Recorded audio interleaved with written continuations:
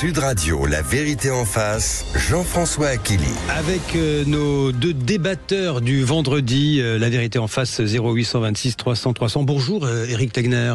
Bonjour Jean-François. Fondateur et directeur de la rédaction de Frontières. Tiens, j'ai le magazine dans la main, je le brandis à l'image. Frontières qui titre, on en avait parlé ici, les oligarques, Niel Saadé, Kretinsky, ces milliardaires qui financent la gauche. Vous prenez le pendant de ce qui se dit de l'autre côté. Oui, on donne toujours l'impression que la gauche est indépendante, n'a pas d'argent, et on oublie qu'il y a des gens qui ont lâché quand même beaucoup de centaines de millions d'euros pour les financer. Voilà, ça c'est le grand thème. Il n'y a pas que ça dans il y a beaucoup de choses, Mathieu Pigasse, beaucoup de choses. Oui. Et bonjour Alex Darmon. Bonjour Jean-François. Ravi de vous retrouver, journaliste politique de la chaîne YouTube Les Indécis. Vous étiez déjà repassé depuis votre périple de coincé à Tel Aviv. Vous aviez été rapatrié. Non, je n'ai pas été rapatrié. Je me suis rapatrié tout seul. Comme un grand. Ce qui fait que je suis à Paris. Mais tout va bien. Bon, tout va bien. Allez, avec vous, ce matin, nous allons aborder deux grands sujets, mais d'autres. On va y aller, on va s'amuser.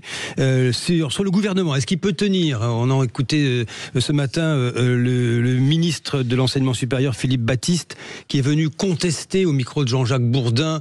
Il est venu contester la tribune de Bruno Retailleau, tribune avec ses deux vice-présidents de LR, François-Xavier Bellamy et Julien Aubert, appelant à rebâtir un parc nucléaire, à arrêter le financement par des subventions publiques de l'éolien et du photovoltaïque. Tout ça fait courir le risque de blackout, écrit Bruno Retailleau, aussitôt recadré par Emmanuel Macron, qui a dit, Emmanuel Macron, on a besoin du renouvelable, il faut sortir des lubies. Je commence par vous, Alex Darmon.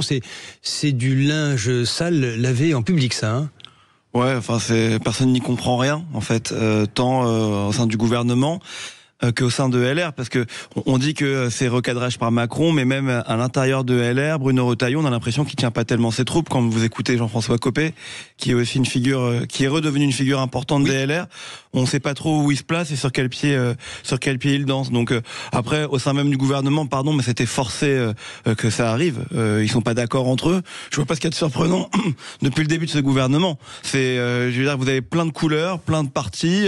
C'est super, c'est génial, c'est un grand mélange. Mais au final, ça marche pas et moi je trouve pas ça surprenant. Et Emmanuel Macron, honnêtement, son intervention hier, ça vous a surpris, ça? Oui. Si j'étais méchant, je dirais que ça m'a fait de la peine, parce qu'on a vraiment l'impression qu'il a envie d'exister et que donc il essaye de cadrer ses troupes. Mais en réalité, c'est pas que ça m'a surpris, c'est que ça sert à rien. Vous croyez vraiment que Bruno Retailleau va l'écouter, ou que même François Bayrou va écouter aujourd'hui le président de la République? Je crois pas. Éric Tegner, vous risque de scission, je vais faire un jeu de mots, même de fission au sommet du gouvernement, ou ça peut tenir comme ça encore? Je pense que ça tiendra, parce que vous savez, c'est une convergence d'intérêts. Donc les intérêts, c'est toujours ce qui tient, même après les convictions. Moi, je ne comprends pas le désagrément que ça porte. On nous dit toujours, oui, mais il faut parler du climat, la planète, tout ça va disparaître, c'est le sujet numéro 1. Enfin, il y a un débat. Mais ce qui dérange, en fait, c'est que pour une fois, il y a une voix dissonante. Cette voix dissonante, c'est de dire que, oui, les éoliennes, peut-être qu'il faudrait arrêter.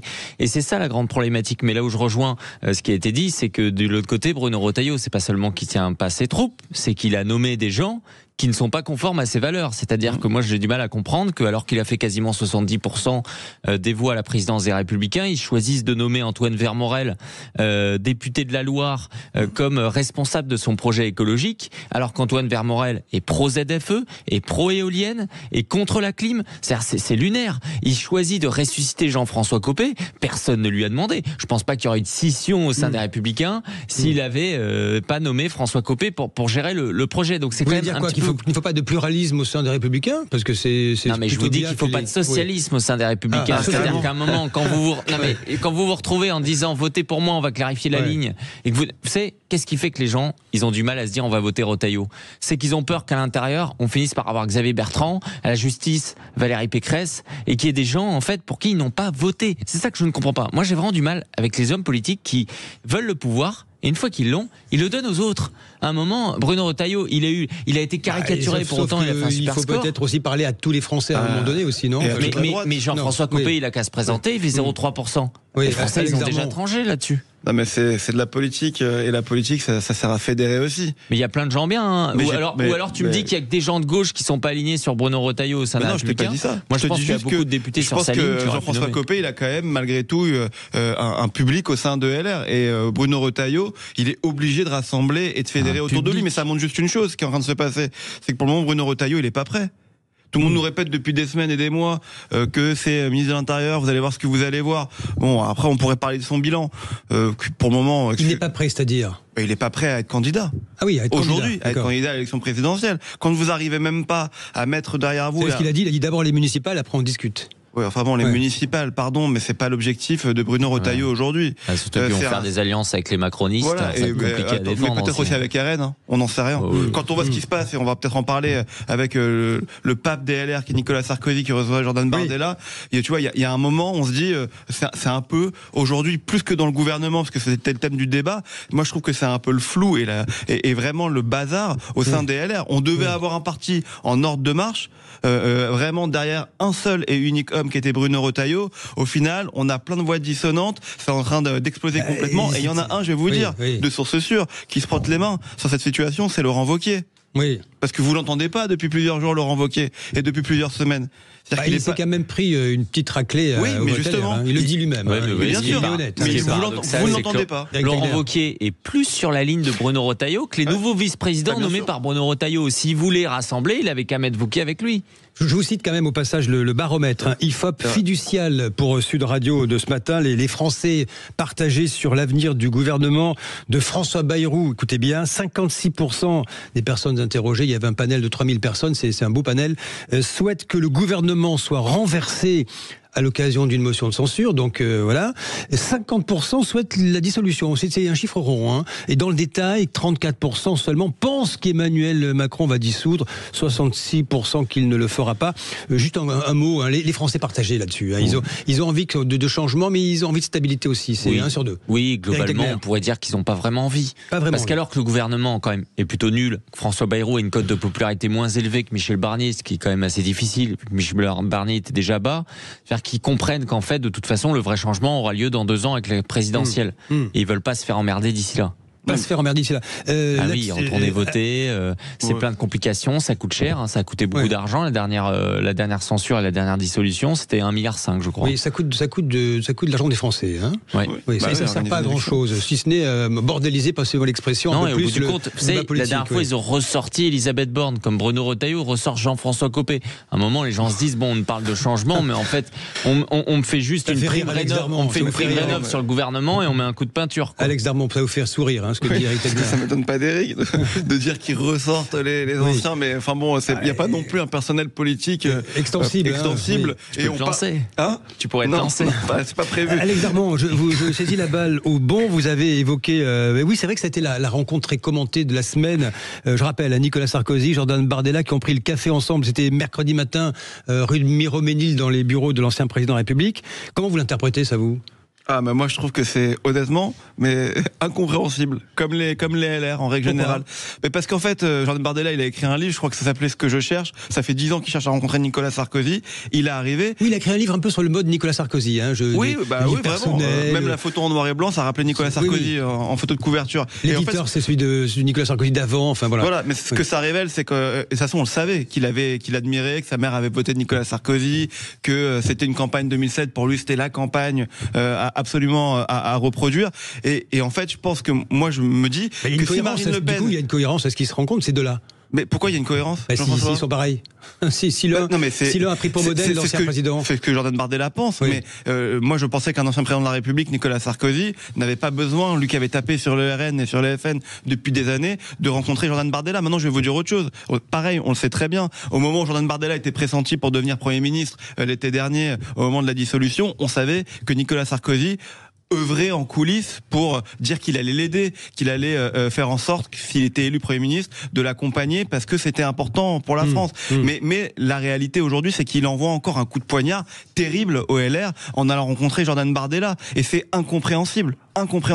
Je pense, du point de vue des ténors LR, des électeurs LR, ça je sais pas, je ne me prononcerai pas pour eux. Eric Tegner, vous auriez aimé être présent dans la pièce là pour savoir ce qui se dit? Intéressant. Ça aurait été intéressant, mais moi ça m'amuse beaucoup plus tous ceux qui disent horrible Nicolas Sarkozy après un café avec Jordan Bardella, c'est absolument, on ne comprend pas, c'est incompréhensible, etc. Moi je trouve ça déjà une très bonne chose. Vous savez, moi il y a 7 ans, j'étais à l'époque, avant d'être journaliste, j'étais militant chez les Républicains. Et je m'étais fait expulser Manu Militari de mon parti parce que justement je voulais qu'on discute avec des gens un peu plus à droite. Et donc aujourd'hui de se retrouver avec l'ancien union des droites. Exactement, mais qui consistait juste déjà à dialoguer, à prendre ce type de café. Et donc là, le fait que Nicolas Sarkozy échange avec Jordan Bardella, je pense que ça en dit long sur une époque, sur une évolution. Nicolas Sarkozy est également un homme qui n'aime pas voir passer les trains. Et il a souvent de l'avance. Il avait poussé aussi à ce que LR s'allie avec la Macronie, etc. Que Bruno Retailleau rejoigne le gouvernement. D'un point de vue stratégique, il avait raison. Je ne parle pas d'un point de vue idéologique. Là, je pense qu'il voit que Jordan Bardella constitue une partie de l'avenir de la droite. Bah voilà, il veut pouvoir dire, je l'avais un peu vu d'avance. En 2007, la campagne n'a échappé à personne. Nicolas Sarkozy avait siphonné les voix de Jean-Marie Le Pen. Oui, avec un Jean-Marie Le Pen âgé aussi. Et une directrice de campagne qui était Marine Le Pen. Bravo, merci de le rappeler, Alex Darmon. Les temps ont changé, les électeurs ont évolué. Qu'est-ce que c'est l'idée là derrière? Moi, je vais vous poser une question. Alex Darmon. Si Marine Le Pen avait demandé à rencontrer Nicolas Sarkozy aurait accepté? La réponse? Non. Okay. Non, pas du tout. Pourquoi? C'est la marque? Non, mais c'est la marque et c'est surtout, pardon, mais le RN aujourd'hui, c'est encore Marine Le Pen. Et je trouve que Nicolas Sarkozy... Vous pensez que ça trouble les électeurs, là, ça? Non, mais je pense que les électeurs, ils sont pas dans les discussions que nous on a et les analyses qu'on en fait en amont. Ouais. En amont, en tout cas. Pardon. En amont, ils s'en fichent. Mais après, quand vous arrivez à une campagne électorale, ils sont peut-être même pour certains rassurés, pour d'autres dans la compréhension. Mais ce que je veux vous dire par là, c'est qu'aujourd'hui, si Nicolas Sarkozy fait une erreur en rencontrant, à mon sens, Jordan Bardella, parce qu'il avait déjà soutenu le candidat, effectivement, Emmanuel Macron, devant la candidate LR en 2022, que personne n'avait compris au sein de son parti. Mais attends, juste, je termine, après je promets que je t'écoute. Je trouve qu'aussi Jordan Bardella peut-être fait une erreur en allant rencontrer Nicolas Sarkozy. Vraiment une erreur peut-être politique qu'il ne mesure pas aujourd'hui. C'est une mèche lente, ça, on en reparlera dans un an. Parce que lui, il pense qu'il va gagner, entre guillemets, le label Union des droites en allant rencontrer Nicolas Sarkozy. Mais aujourd'hui, Sarkozy, ce qui pèse encore quelque chose dans l'électorat LR. Tout le monde va vous dire oui, il pèse énormément parce que c'est l'image, c'est le patron.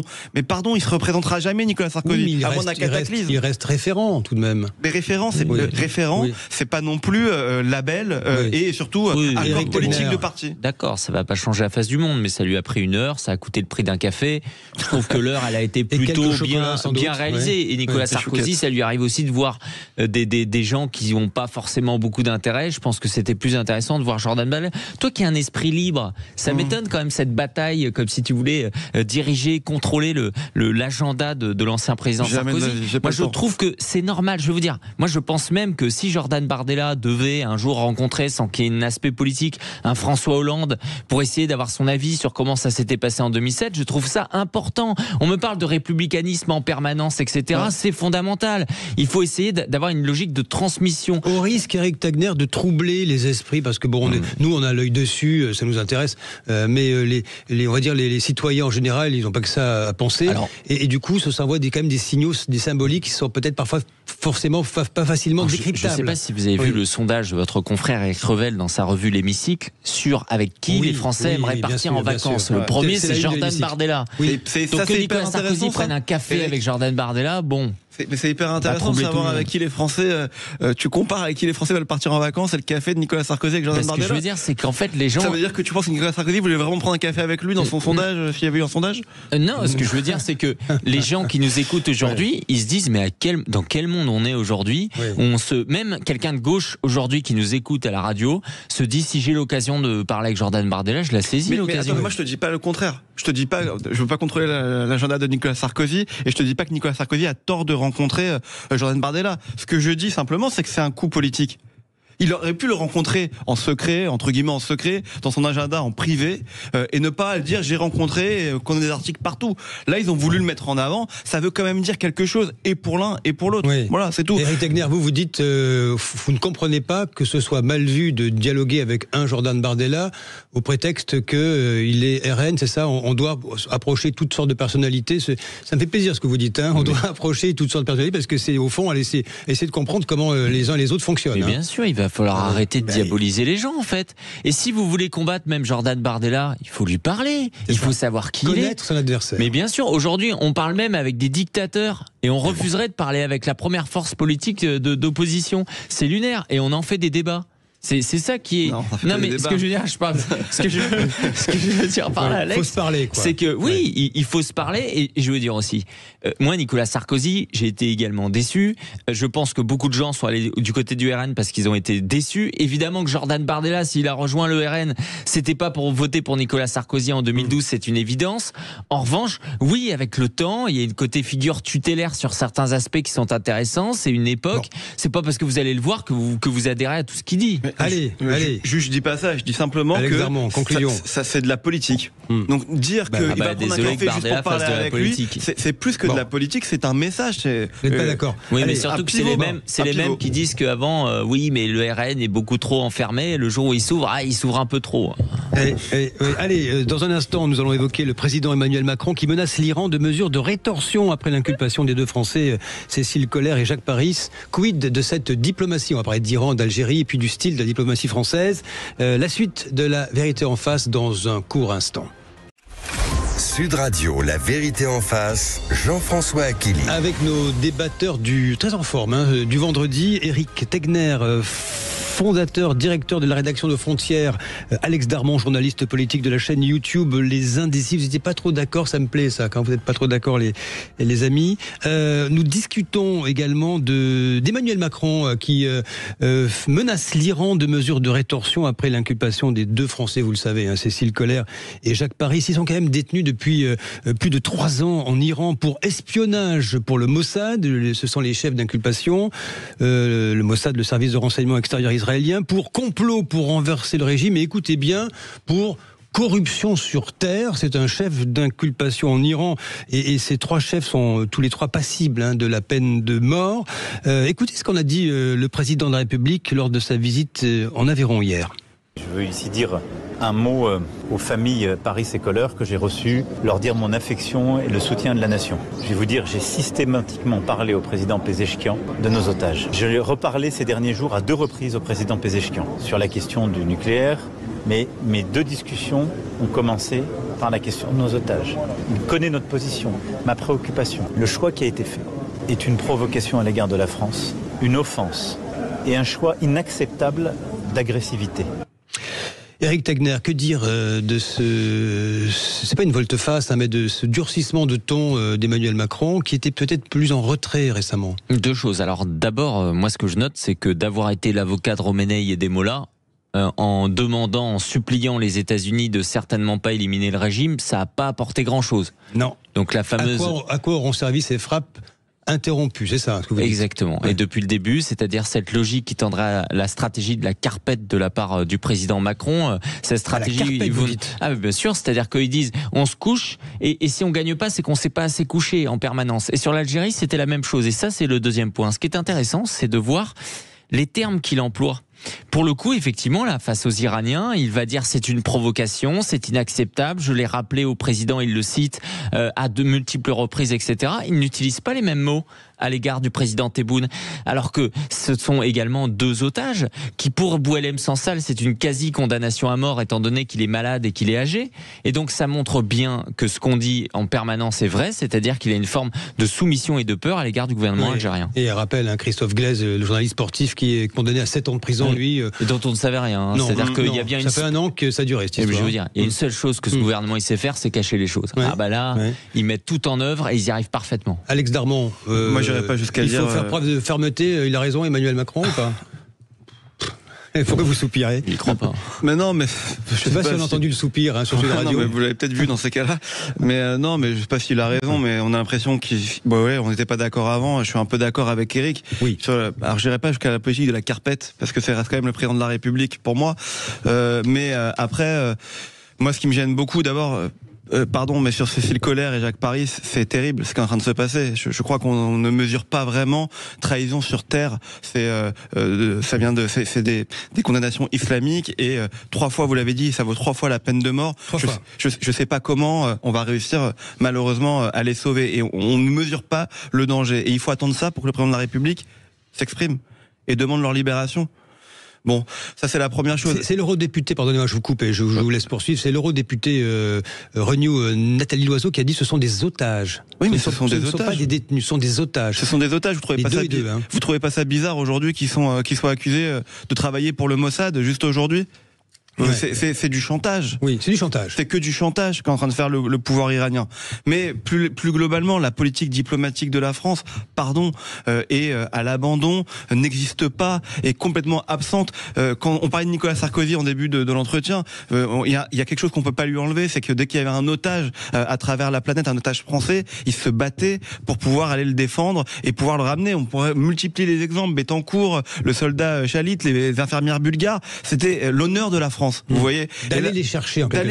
D'aller négocier et de ne pas laisser nos compatriotes à l'étranger. Et je le répète, c'était l'honneur de la France. Aujourd'hui, vous avez un président de la République, que ce soit en Algérie, effectivement, avec, vous l'avez dit, Christophe Glaise et Boualem Sansal, bien entendu, ces deux otages en Iran, les otages, on les a oubliés, français, qui étaient détenus dans la bande de Gaza par le Hamas. Où vous avez vu la France dans tout ça ? À quel moment vous avez vu, à part Jean-Noël Barrot, qui, pour donner une bonne image, et pour faire genre il a un peu de charisme, vous dit face caméra on exige, et c'est pas bien, c'est pas ça de négocier. Non. C'est pas ça de négocier. Et moi je suis très inquiet pour ces deux otages là, mais plus globalement pour la diplomatie de mon pays. Éric Taguenary, sur la retenue du moment à l'endroit de, non pas de l'Iran mais de l'Algérie, il y a cette idée selon laquelle il y aurait une possibilité, là c'est demain la fête nationale en Algérie de l'indépendance, d'une possible hypothétique grâce. Vous y croyez, vous ? Ah non, mais je ne sais pas. Moi, parce que la dernière fois qu'ils nous l'ont promis, c'était au fait de l'Aïd, et il n'y a rien eu. Et là, on est dans une situation où on va demander... Là, c'est la fête nationale algérienne, une forme de symbolique, c'est ça Oui, donc d'un coup, ils deviendraient sympas. En fait, ils vont d'un coup tout mettre à bas. La population, en ce moment, manifeste dans les rues d'Alger en demandant la libération de Boualem Sansal, bien entendu. Non, moi, malheureusement, et je le dis avec beaucoup de tristesse, je ne pense pas qu'il y aura cette Z-grâce. Et le pire des choses, c'est que dès dimanche ou lundi, on aura Emmanuel Macron qui nous dira il y a encore une chance, etc. Et je rejoins ce qui a été dit. Emmanuel Macron, dès 2019, a souhaité détruire le corps diplomatique. Voilà, c'est ce qu'il laisse. C'est-à-dire que c'est quelqu'un qui a tout détruit. Il a détruit le nucléaire, il essaye maintenant de se rattraper. Il a détruit le corps diplomatique et on comprend. C'est-à-dire que notre appareil diplomatique qui était une force, déjà qu'il y avait des problèmes parce que le Quai d'Orsay, il y a quand même un prisme pro-arabe qui est assez problématique, mais de base, il ne fonctionne plus. Et sur Alger, c'est terrible à quel point il nous parle encore de réponses graduées.